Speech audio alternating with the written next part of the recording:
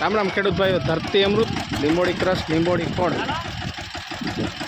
આજે અમારા ખેતરમાં ડુંગળી વાવેતર કરવાનું છે, એટલે કુકડાની ચરક પાથરવાનું ચાલુ છે.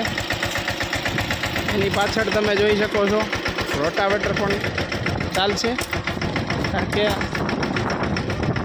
પારે ચડી ન જાય ને એટલે. પછી આ કેતનભાઈ છે, વાહે પારા બાંધતા આવે, અને એમાં આપણે લીંબોડી ખોળ અને એરંડી ખોળ, જે ધરતી અમૃત બ્રાન્ડનું લીંબોડી ક્રશ 7 પ્રકારનું મિશ્રણ જે આવે છે